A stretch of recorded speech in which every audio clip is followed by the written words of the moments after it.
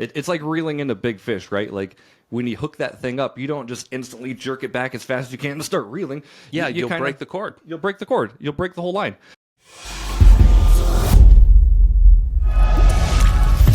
You're checking out the Investor Shed podcast with Nick Beveridge and Jeremy Kitchen. They're on the path to financial freedom, and they're taking their community with them. Stay tuned for the best free real estate investing advice on the internet.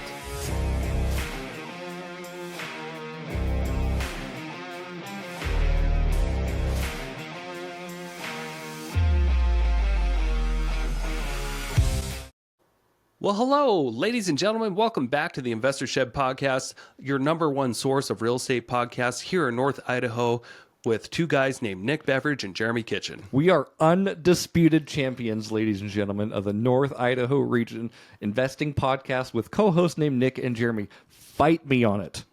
He'll fight the hell out of you. I will. He'll beat you up. Speaking of beating you up, though, today we're talking about beating people up in a negotiation and having them bend to your will. Yeah. That's actually not That's that a really that good crazy. Transition. But thank you. Yeah, no, we are talking about negotiations today, though, specifically in real estate and real estate investing, how to talk to people, how to actually have conversations on the phone.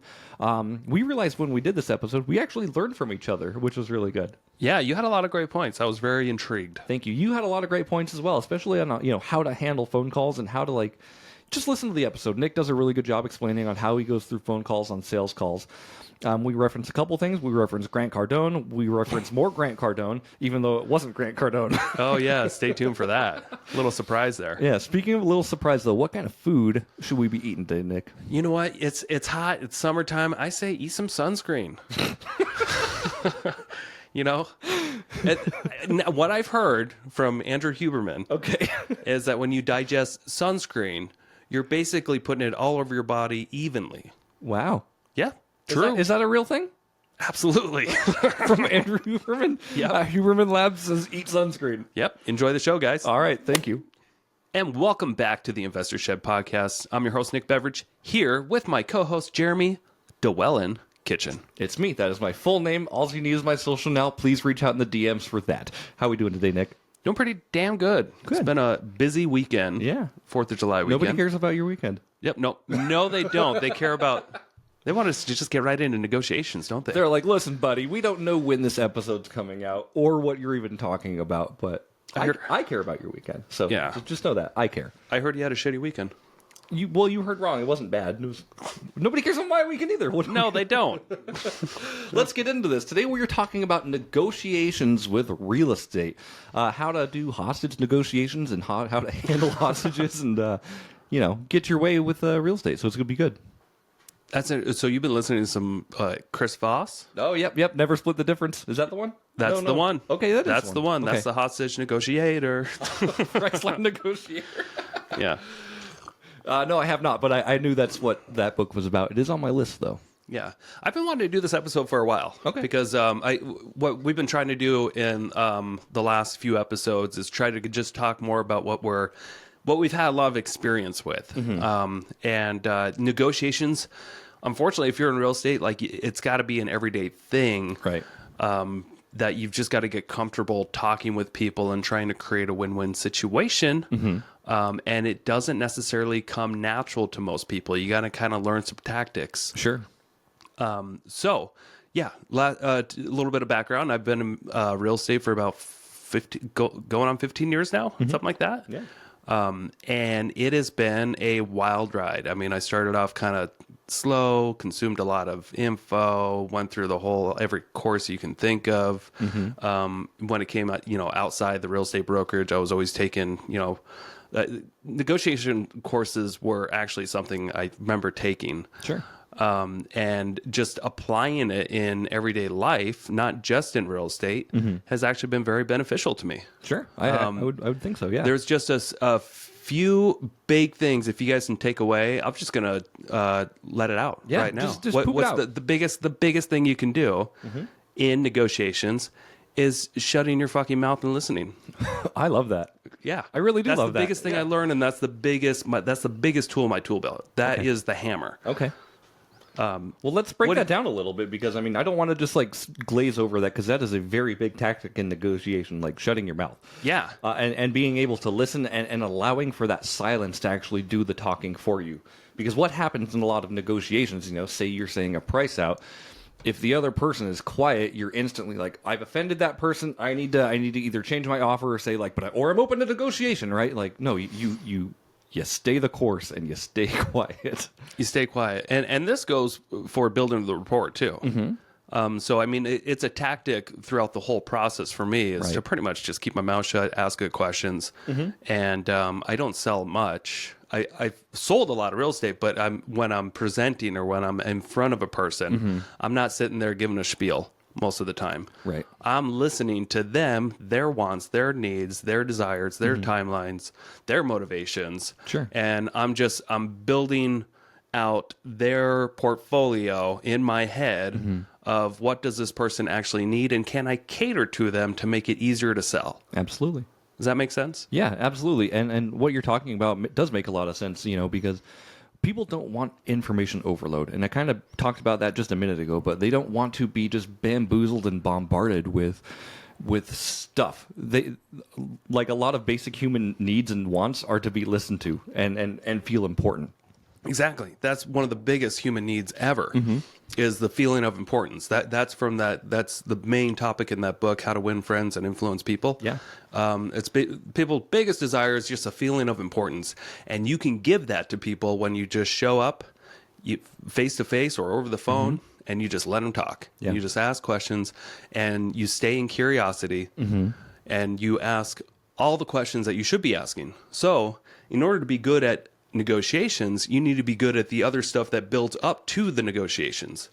And what that is just asking the right questions and staying quiet and active listening too, not just keeping your mouth shut and like wondering what to say next.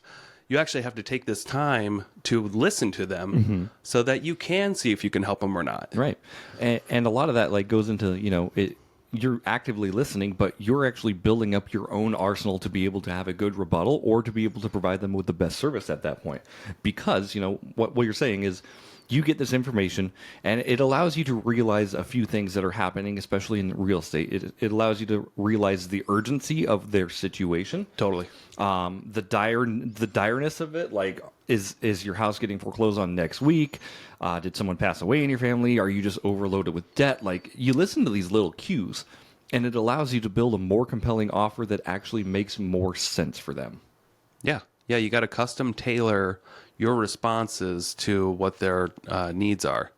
So just to give you an example, if you are going in and you're meeting with a seller, like in the real estate example, ideally, what I like to do is I like to have a checklist with me or an actual clipboard with a checklist of questions that I should ask.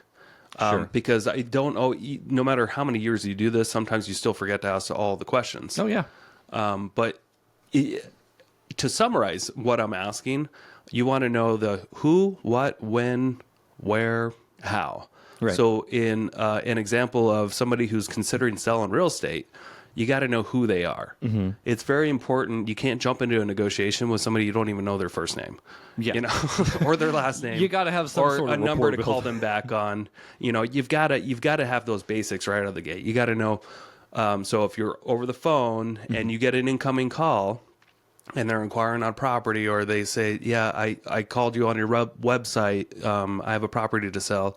You don't just say, hey, tell me about that property. Yeah. You say, okay, great. Can I get your name, please? Yeah. Okay, Kevin. And what's your last name? How do you spell it? Smith. And still always just ask, how do you spell it? Everybody spells their name differently. It's important to spell it right from the start. Save it in your phone or write it down, save it later. Yep.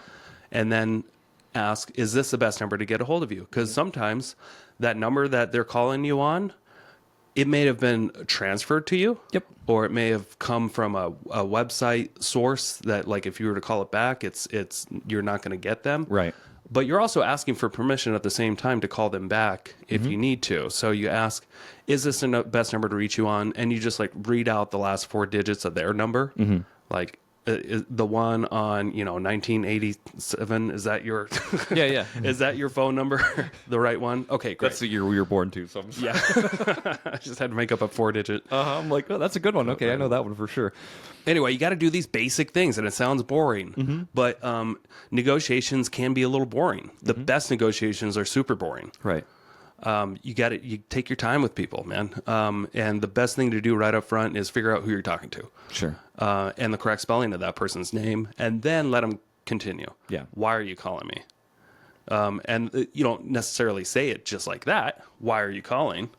But how can I help you? You want to figure out why they're calling eventually, but how can you help them? What are they trying to accomplish? Who is, you can bring that up again, like, is there any other decision makers that you need to be dealing with? If you're talking to a wife, is there a husband that also needs to be on board? Or if you're talking to somebody young, is like somebody else on title, like a parent or something like that? So you need to know who are all the decision makers involved.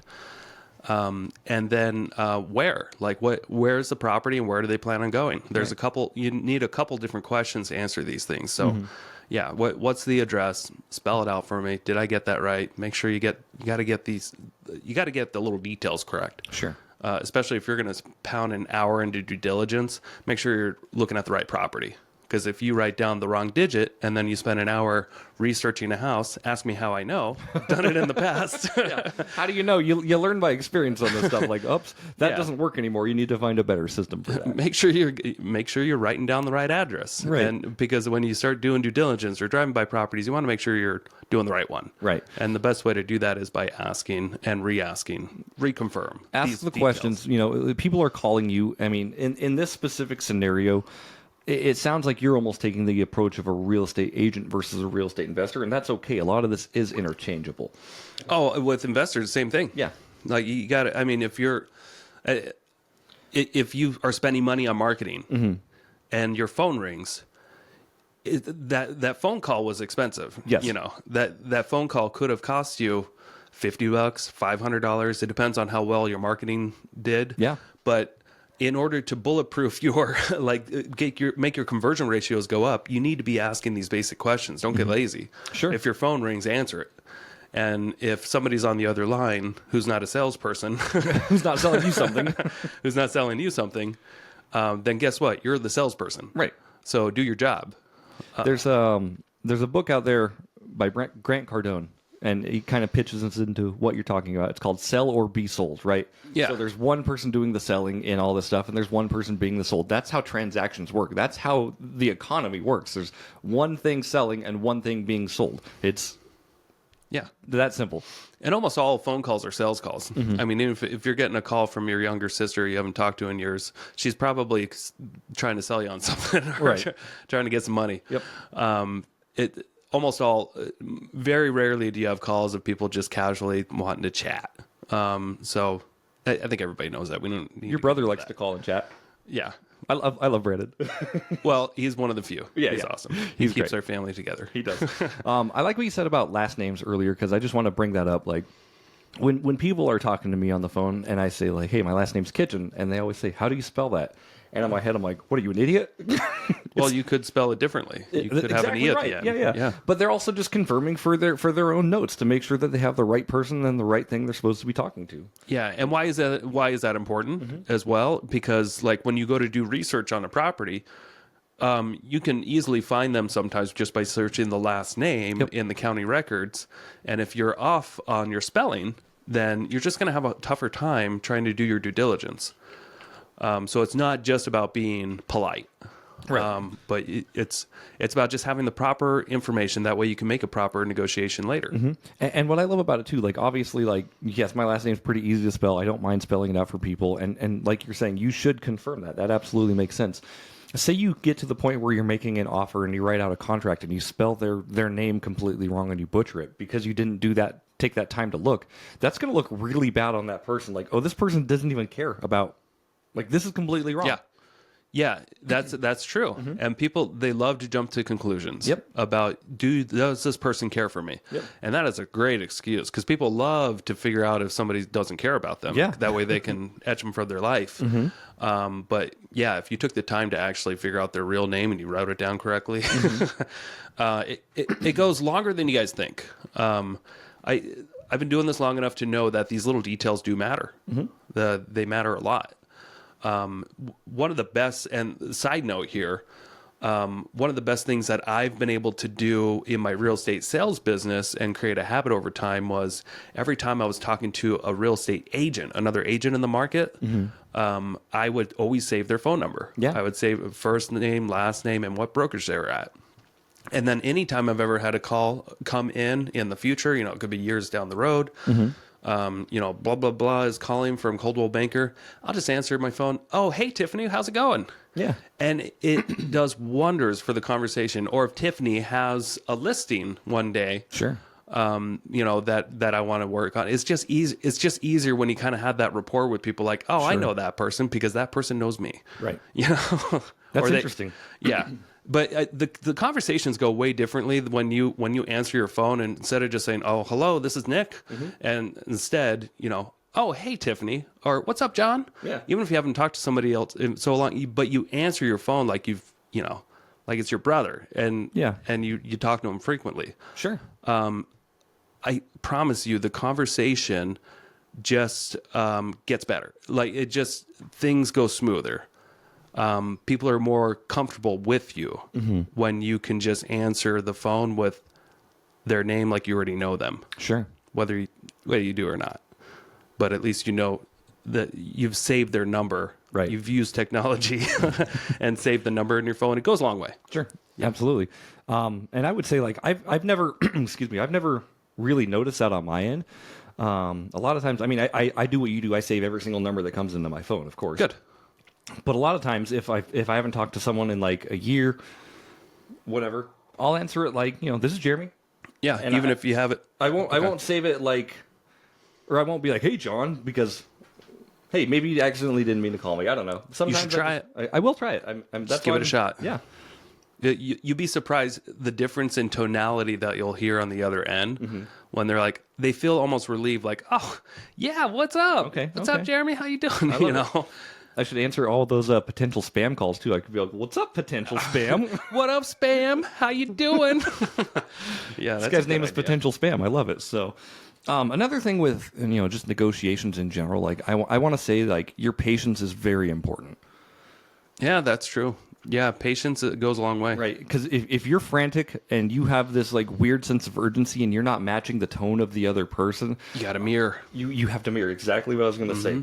But also, like, your patience still goes a long way because even if they are frantic and they need to sell fast, like, you got to be a smooth sailing piece for them, right? Yeah. And to go back real quick on this, like, as far as, like, the example of somebody calling you that you haven't talked to in years, but you had their number saved, and you just say, hey, what's up, John? Yeah.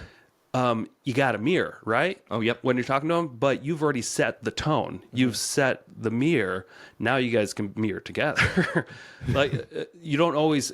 You can sometimes set the tone of the conversation. You don't always have to mirror what they're doing right from the start. Right. And I like that. That allows you to kind of, like you said, set the urgency and set the tone, right? So you're basically volleying it to them like, all right, I'm in control of this conversation, which is a lot of what negotiations is about, remaining in control of conversations. That is totally true. You don't let them go. Like you've got to make it clear who's in charge without being an arrogant asshole. Right. But people appreciate the somebody in control of a conversation. Yes. Especially if they get to do all the talking. Right. Because people love to talk about themselves, even if they won't admit it. It's such a weird thing because like you need to be in control, but you need to give them the illusion that they're in control. It's not. I wouldn't even call it an illusion, but like you need to give them like enough control where they continue feeding you, so you can continue feeding them. Like it's like reeling in a big fish, right? Like when you hook that thing up, you don't just instantly jerk it back as fast as you can and start reeling. Yeah, you'll break the cord. You'll break the cord. You'll break the whole line. A quick commercial break here. Thank you so much for listening to this podcast. I really do appreciate it. If you want to give back, let me help you buy a house, or I can help you sell a house. It's the only way I make money when I'm not investing in real estate. I don't make money on this podcast or the events I do, but I do make money only when I help people buy and sell houses. So if you're looking for your next investment and you're here in North Idaho, I want to help you personally. If you are not in North Idaho, I can still help you out. I have a vast network of referral partners all across the country, and I can find the right real estate investor savvy agent for you so you don't have to. It doesn't cost you a thing. Thank you for your support. Back to the show. And we're obviously avid fishermen. Yeah, but fishing, I mean, it's a great analogy because you've got to be, you got to hook initially. You got to hook somebody's attention, but then you've got to mirror that fish's action, or you could snap the line. Yep. You can't just be too aggressive. And you can't just let it go completely. Right. Or else, the pole's just going to jump in the water, You've got to be reeling them in consistently, but going with the flow of their, their actions. Feeding definitely the line and feeding where it goes, right? So if you can tell like it's going this way, you're gonna go this way with them a little bit. It's going back this way, we're gonna swing back this way. But we're gonna reel you in a little bit closer every time so we can get you into that final destination, which is eventually, I guess, in our mouth, if we're talking fishing analogies. Yeah. Funny how vocabulary works, reeling them in. Because that's what you're doing. Yeah. Anyway, get control of the conversation. Great point. And you do that by asking questions, and you do that by knowing what questions to ask. Yeah. So that's being prepared is like 90% of the game. And then the other 80% of it is like just active listening. And then 10% of it is you actually selling. Yes. Or making offers. I would absolutely agree with that. Yeah. Should we show him? Should we give him? Yeah. Should we show? We could show 'em, yeah. Should we give him some examples or demonstrations? Yeah. Tell me what you got. All right, Jeremy, let's pretend that you are a potential seller. Okay. You are responding to one of my postcards. You're getting kind of annoyed of all these postcards, but you actually do have to sell now, and you don't want to sell it on the MLS. Sure. Okay. Does this make sense? And you're getting foreclosed on in 2 months. Okay. Should I be writing this down? No. Am I going to be Try to acting? remember as much as you Yeah. can. Yeah. Okay. All right. Ring, ring. Hello. Hello, this is Nick. Hey, Nick. This is Jeremy. How's it going? Not too bad. How can I help you? Well, I got your postcard in the mail, and I just wanted to talk about, you potentially coming in listing my house. I'm kind of in a pickle. Oh, you got my postcard. I did, yeah.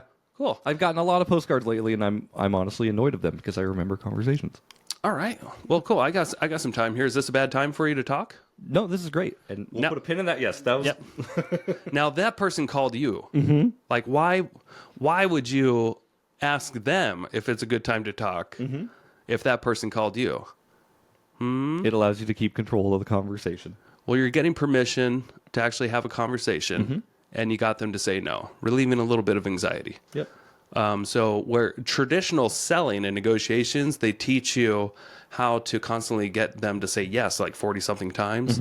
But every time somebody says yes, it actually creates a little bit of anxiety in them.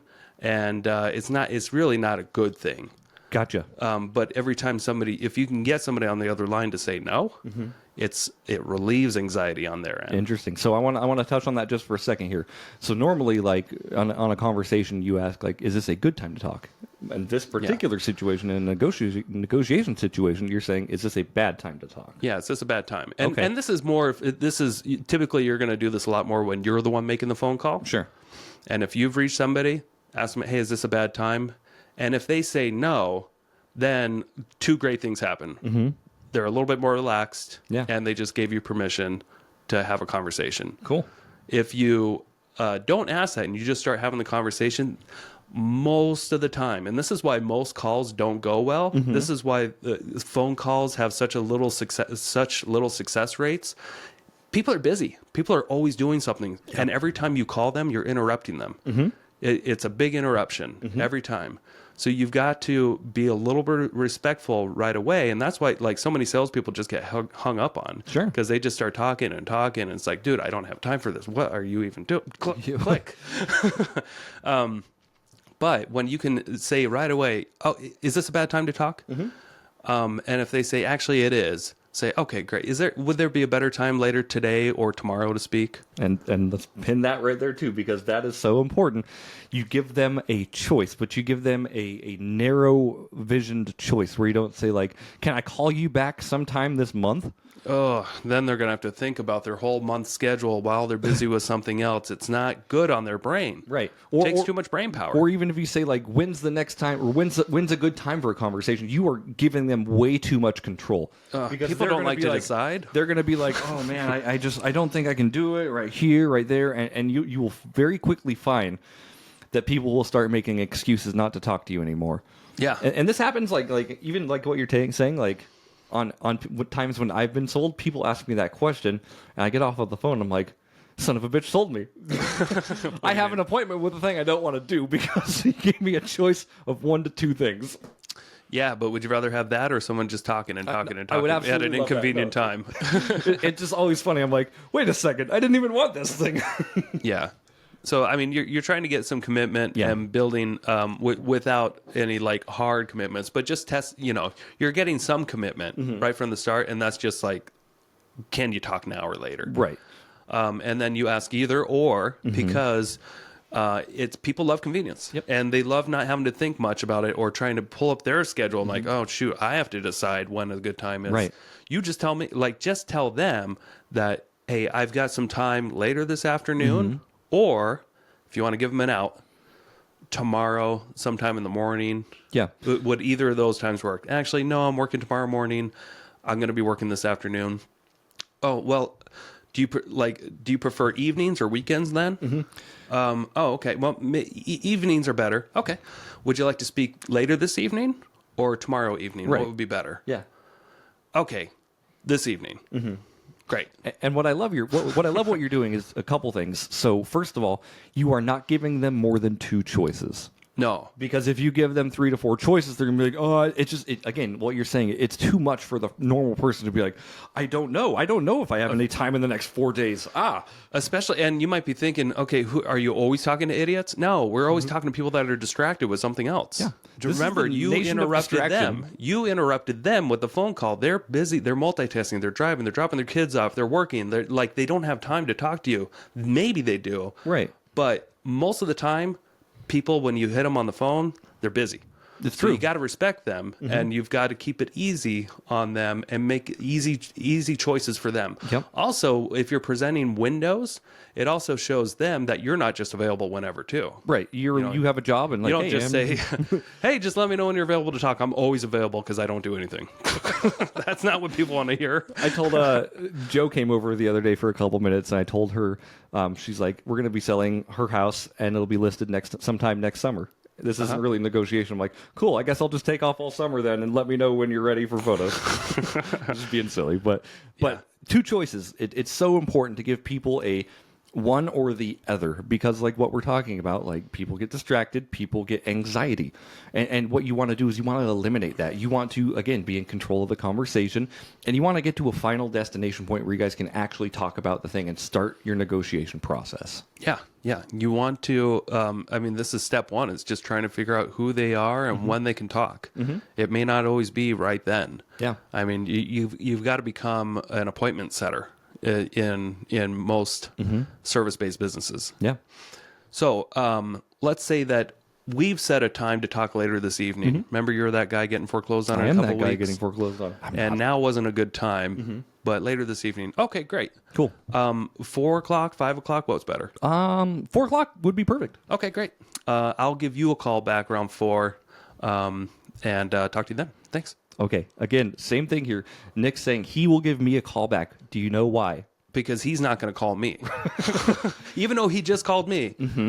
This was his moment to call, but he's too busy for a 15-minute call. I know we kind of screwed this up. But No, you're right. But like, go ahead. He inquired, but actually he doesn't have a full 15 minutes to talk right now. He's at work. And this is common. Sometimes people will inquire on stuff. They maybe just want like a quick, hey, what would you offer for this address? Like That's pretty common, actually. Yeah, that's very common when you're doing marketing like this. Somebody just wants they want to be off the phone in like 2 minutes. Yeah. and they just said, "Hey, my name is this. You sent a mailer to this address. What's your offer? What's your offer? Real quick. I'm at work or I'm doing something else." Very common for somebody to not be prepared. Yeah. To sit there and tell them your life story. Sure. Which is what you want. And you may not want to hear that, but you do want people's life stories. Yeah, I mean that's all ammo for your arsenal, and like I said, with you calling them back, that allows you again to be in control of the conversation because you know damn well like I'm gonna forget, as the person like I'm the person who's like you can't even make your mortgage. I can't even make my mortgage. Why would I call the guy back on an appointment? Yeah, it may be important enough for you to be by the phone, but realistically, you got to be the one. If you're in the service base, some sort of an entrepreneur role, you got to be the one making the calls. You can't always rely on the phone to ring. And this actually translates really well into business, especially if you're giving out business cards.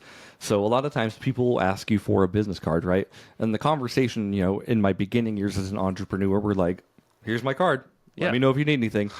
Let me know what trash can you're going to put this in, and I'll never hear from you nowadays again." I make a joke when I give out my business card, and it's a conversation piece. I'm like, "Here you go. You can throw that right in the trash right there."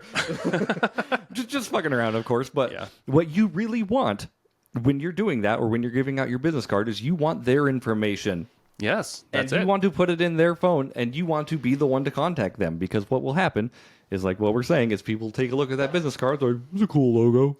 Yeah. I've made a habit of not having my cards on me at all times, because the process of, just like you said, like getting their info is what you want. So obviously we're going to put a pin in that phone call again with Jeremy, but take notes here. If you're out there, you're newer in business and you want to get more business, handing out your cards is going to be very ineffective, because people look at cards, even if they need you, they're going to throw you in the trash, because that's just not a convenient way of doing things these days. What you want is you want to have a conversation and just say, "Okay, what's your number?" And then you want to text them right on the spot with your contact info. And then it gives you a good reason to follow up with them again. You don't. You want their info in your phone. You don't want the possibility of them maybe putting your info in their phone. Because it's like an 80-20. It's less than that probably. Like I mean, like the chances of like someone taking your business card and applying it and putting it into your phone are very minimal. Let's just call it less than 10% probably. I would agree with you there. A cool app for that, and I know we're getting a little sidetracked, but Hi Hello was really cool. Yeah, that's a good app. Yeah, so Hi Hello is really cool. What I love about it is it's basically like a digital business card. When somebody scans it, it basically just, they hit OK, and then their information gets sent directly to your phone, whether they want you to or not. But it gives you a notice saying, like, we're going to be sending this contact, and usually people just click OK just to kind of get through the screen. I get a lot of contacts that way. But you do want to immediately send a text or something. You want their number to have already seen your number. You want that exchange first, because if you wait a few days to call that person, they may have forgotten who you are. People can't remember everything. Especially if you wait too long, and then you have no chance, right? Hey, I talked to you. I mean, people call like, "Hey, I talked to you at a REI 4 months ago." I'm like, "Great. What's your intentions? What are you selling?" If you call them the next day, you're like, "What's up, Dave? Oh yeah, hey, let's get together. Let's have that coffee. Yeah, let's do it. Let's get it on the schedule." Yeah. If you're not first, you're last. Grant Cardone quotes all day long. That's Ricky Bobby. That's Ricky Bobby. If you're not first, you're last. Are you sure that's not Grant Cardone? I'm positive that's Ricky Bobby. Okay. You went first, you last, and then he's talking about you could be second place, you could be third place. Yeah. Okay. You're Talladega Nights. I gotta watch. Shake that. it bake, baby. Shake it bake.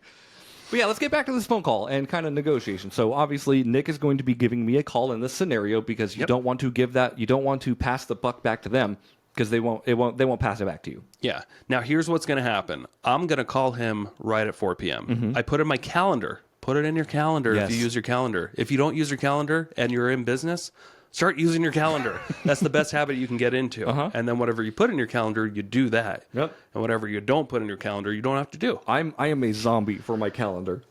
Yeah? You just don't? No, I'm a zombie, meaning like wherever it takes me, I'm just like, that makes sense. Yeah, I'm a Forrest Gump with my calendar. Okay.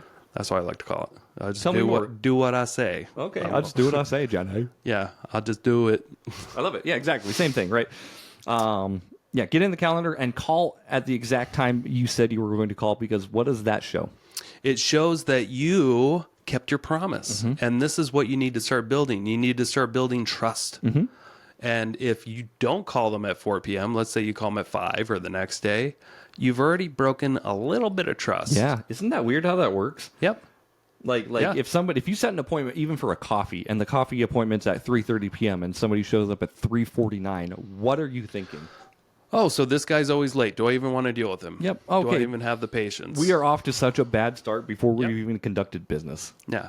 Now, here's what's likely going to happen. You call that person at 4 p.m., They're not going to answer. they're not going to answer. Yep. Most of the time. And that's okay. That's because they probably got distracted with something else, probably a bad time. They're not probably sitting there at their phone staring at a call coming in that was scheduled at 4 and they decided not to answer. Right. They probably just got distracted again. They're doing something else. They're people. We're humans. So here's what you do. You call them, you leave them a voicemail, and you send a text. Yes. And you said, hey, it was just, it's 4 o'clock. Wanted to give you that call. Let me know when you're available. Yep. You don't take it personally. You don't be like, you fuck. Oh, sorry. Wow. Probably shouldn't say that. There goes our E rating. Better put an explicit on this one. Yeah. How dare you? Maybe I'll bleep that one out. Yeah, you can do whatever you want. We can put some unicorn noises or sheep noises or something over That's it. true. How dare you? But you don't freak out on the person for not answering. No. You expect it. Yeah. And you have a system of you left a voicemail, now you send a text, and you let them know, hey, let me know when a good time is to speak. Yep. You don't say, hey, we were supposed to talk at 4 and you didn't answer. You don't. You just simply say, hey, let me know when you're available. This is Nick. We were talked to you this morning. Something You real might brief. do that with people who you've had the rapport with, and you can be funny with. Like, if you show up like 15 minutes late, I'm going to give you shit. Yeah, it depends on the situation. Right, of course. Yeah, you got to know the person and know who you're working with. And a lot of these, initial calls, you don't really know them yet. So, again, like what you're saying is come from a place of kindness, come from a place of like, hey, let me know when you're ready to talk. And send that voicemail, send that text. That's very important. And then after that. Yep. Here's what's likely going to happen then. Within the next 15, 20 minutes, probably, you're going to get a call back. Yep. So you got to be prepared for that. Yep. Know that, you got to block off sometimes a half hour for a phone call and just be available for that to happen. Yep.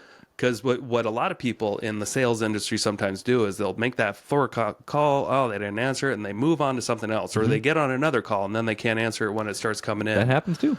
So just kind of be available to potentially have that call within that, half hour time frame. Sure. And work on something that doesn't require you to be totally distracted where you cannot take that call when it comes in. Right. You don't want to waste the money on the lead that you paid for. I like that. That's good advice for sure. Yeah.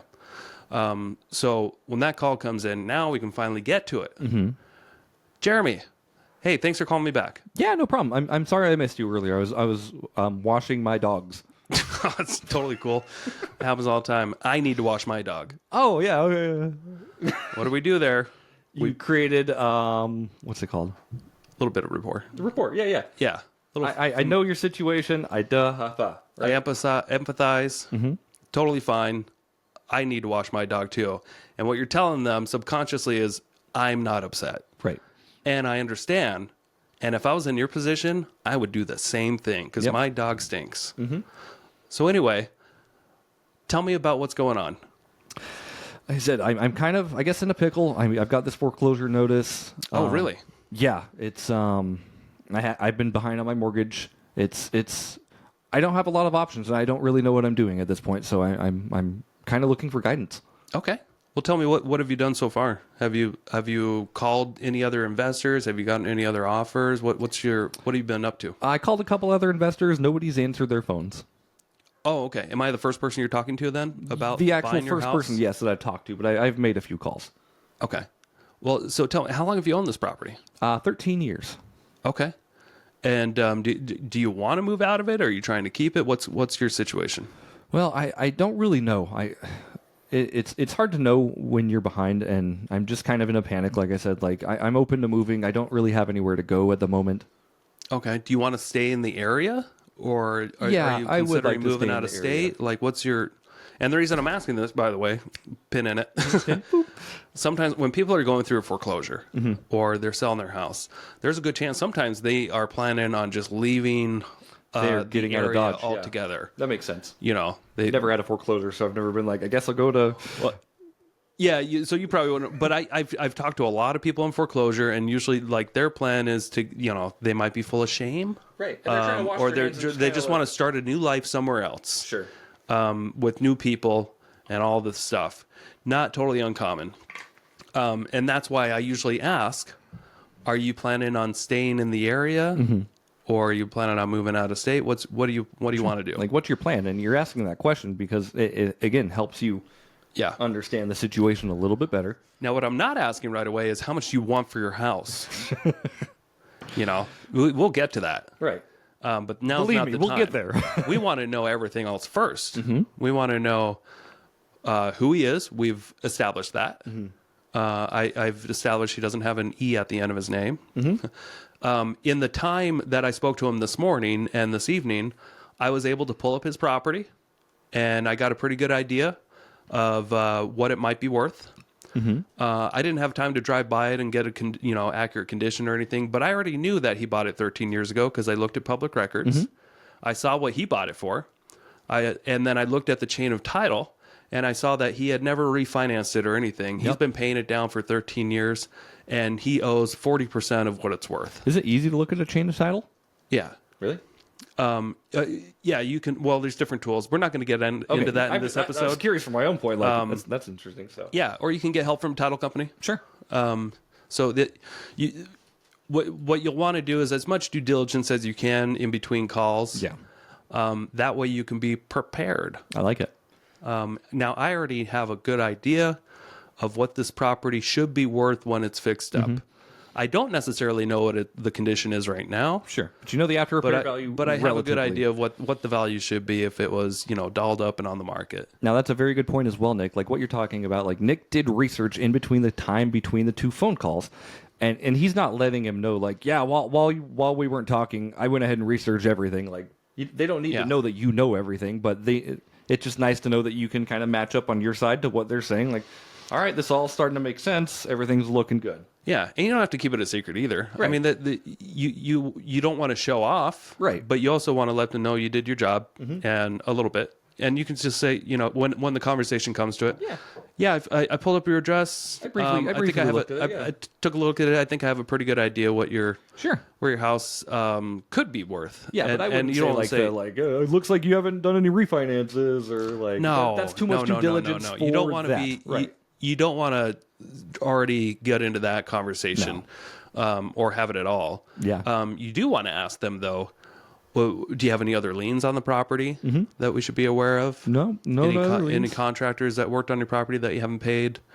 Did you get any private notes or any other loans since you bought your house 13 years ago? Did you refinance it ever? Or did you get any other loans that may be tied to it? Sure. Do you have a home equity line of credit? What do you owe on it? Eventually, what do you owe on your property? Yeah.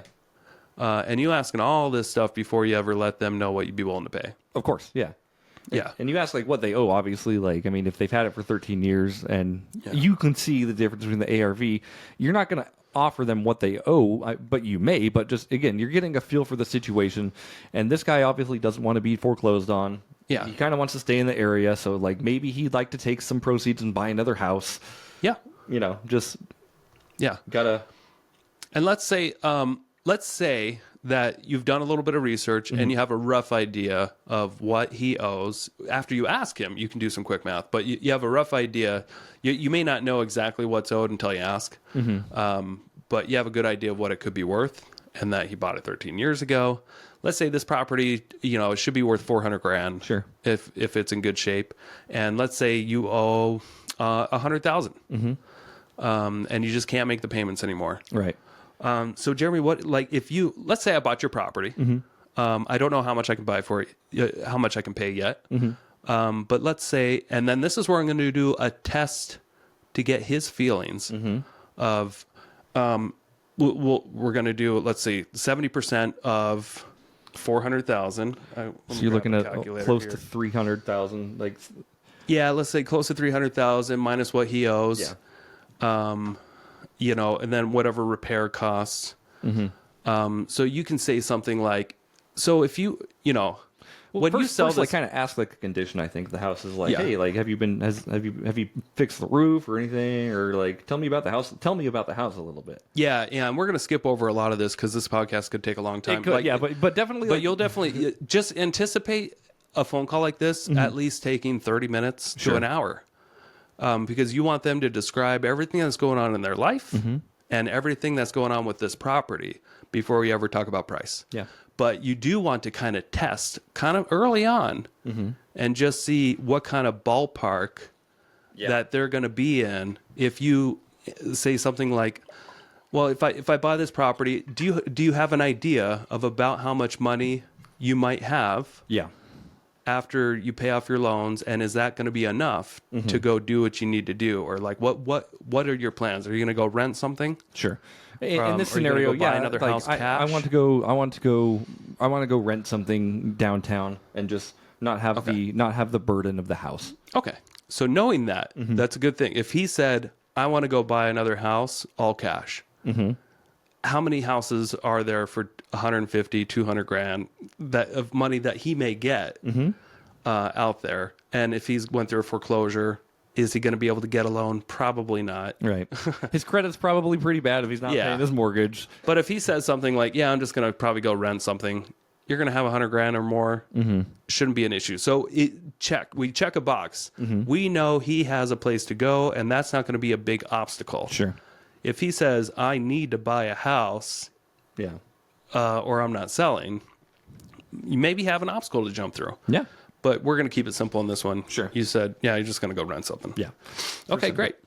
What kind of shape is this house in? If you're on a scale of 1 to 10, if you had to guess, and 10 being like it's like new construction, 1 being it's a tear down, and 7 being like it's like move in ready but pretty dated. Sure. I'm gonna say like like a 6.2. 6? Okay. Yeah.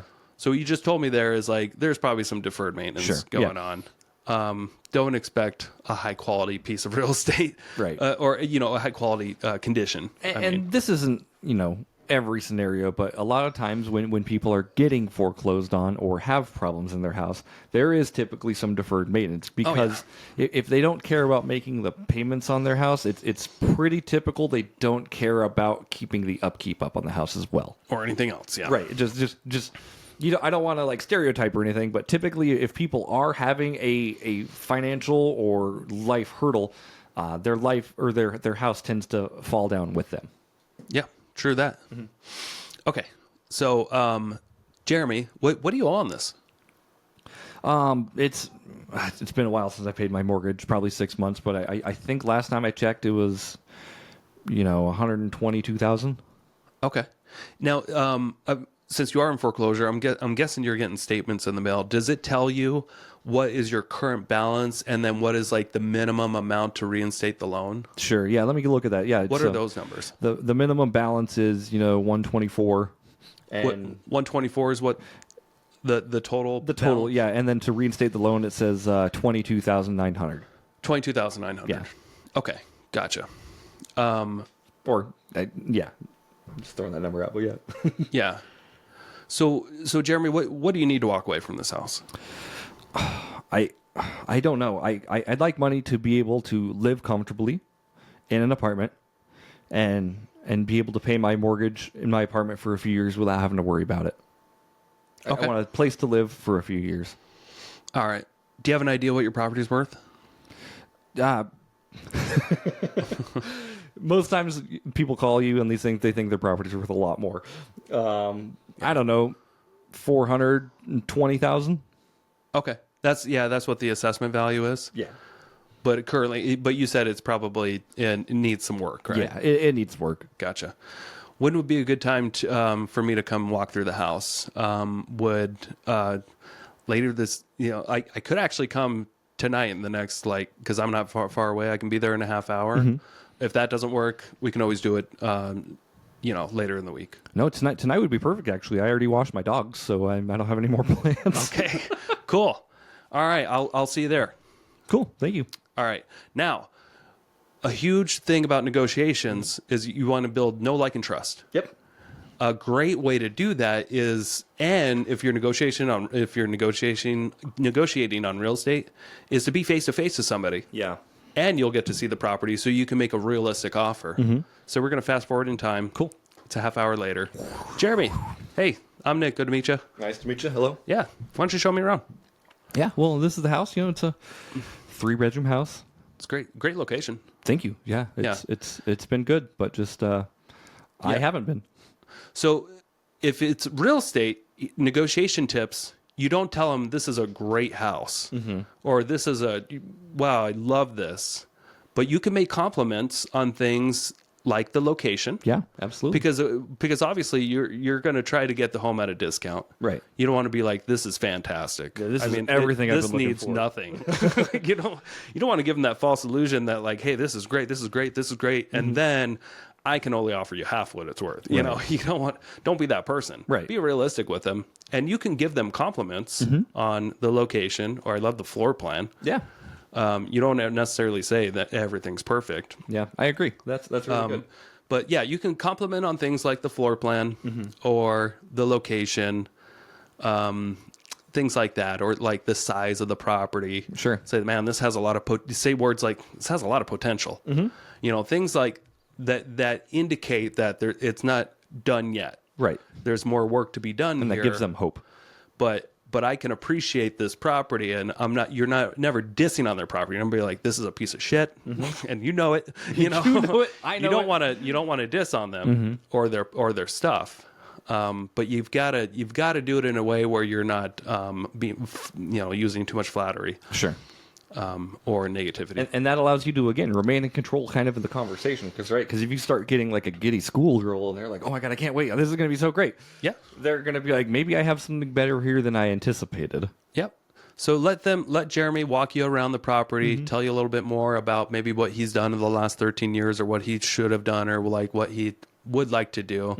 Make sure you're asking like, hey, are there any serious problems that I should be aware of? Sure. You know, do you know if like the crawl space has ever been flooded or if there's mold in the attic? Right. You know, things that I'm not going to necessarily look at today. Right. That I can't see. Yeah. That an inspection will pick up one way or another. You know, during the springtime, do you have issues with flooding around here? Yeah. You know, how's the snow out here? Has the roof been holding up? Any roof leaks? You know, it's a nice sunny day, but when it's raining, does it ever leak? You know, feel free to ask all these questions that indicate that you have an interest in purchasing it and that you need to know about all the things that you can't see. Yeah.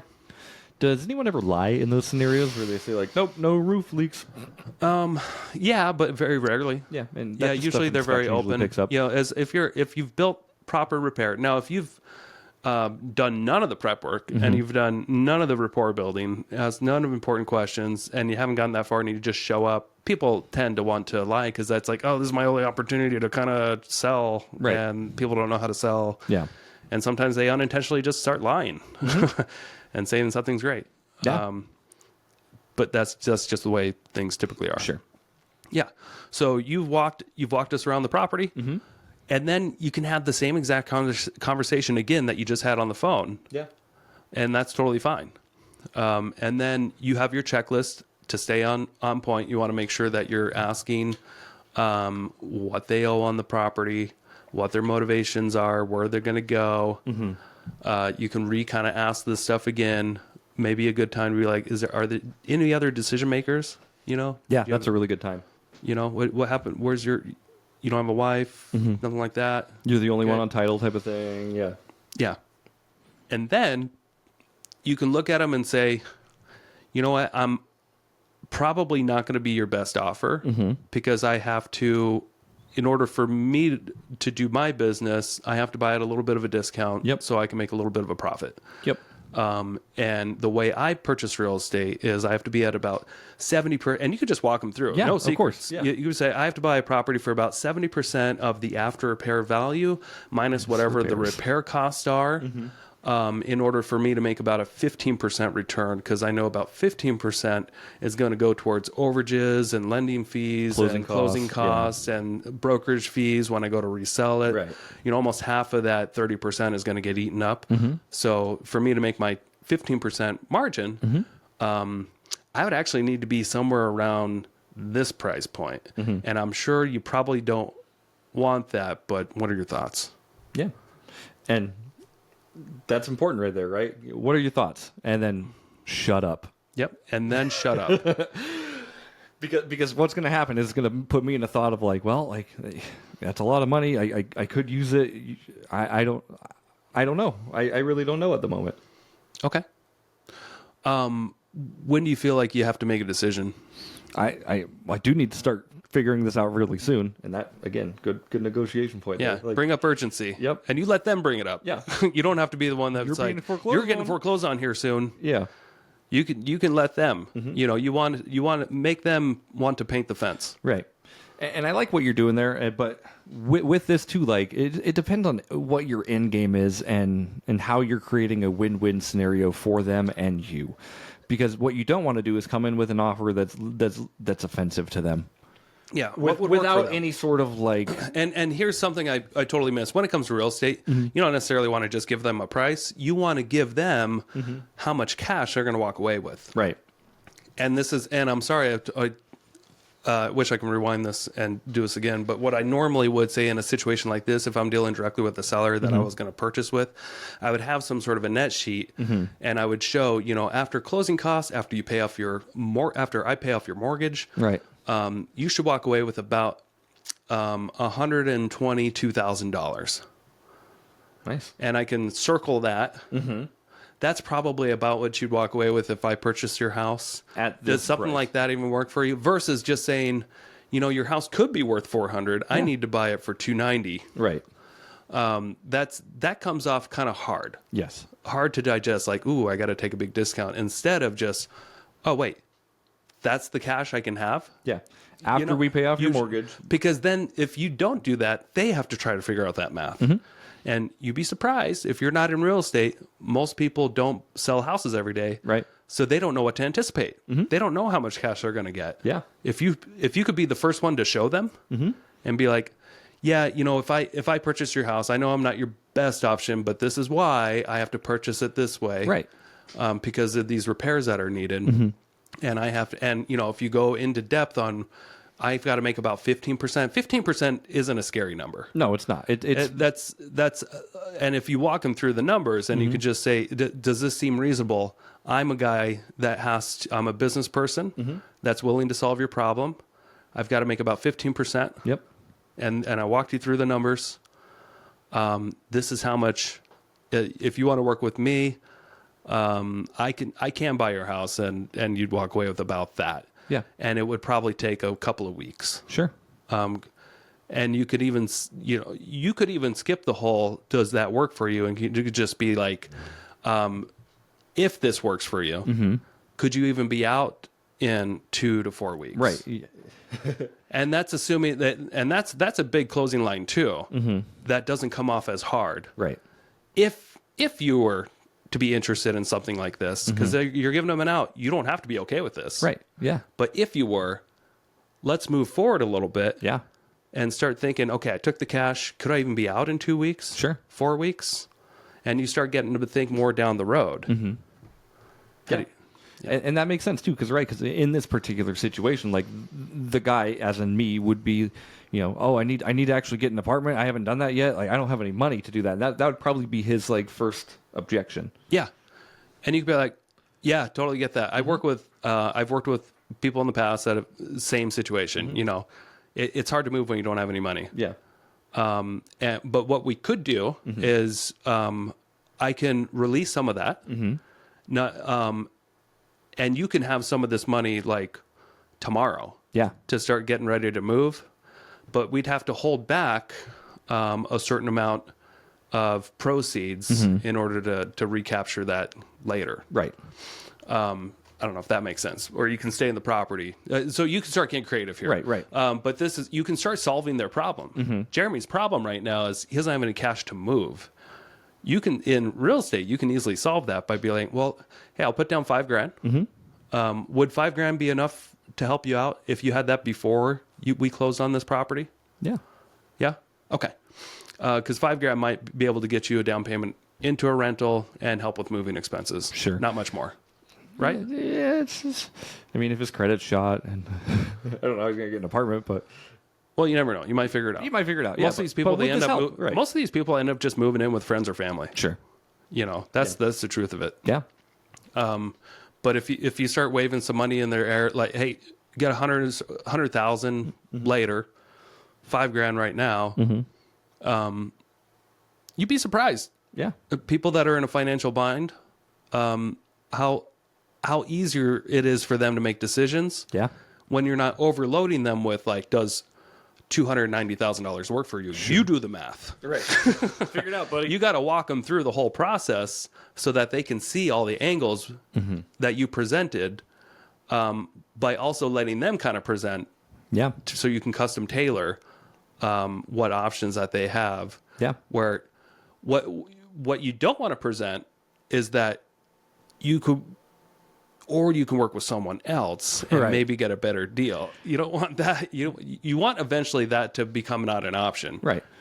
You know, and you're or, asking, or talk in a way where I'm going to help you out. I know I can help you out. Sure. I know. I know you're willing like to. So these are your options. What do you prefer doing? Yeah. And you kind of you give them those couple choices, so they choose one or the other. Really, it's like, Yeah. I can help you do this, or we can do this. Like, those are my options. Yeah.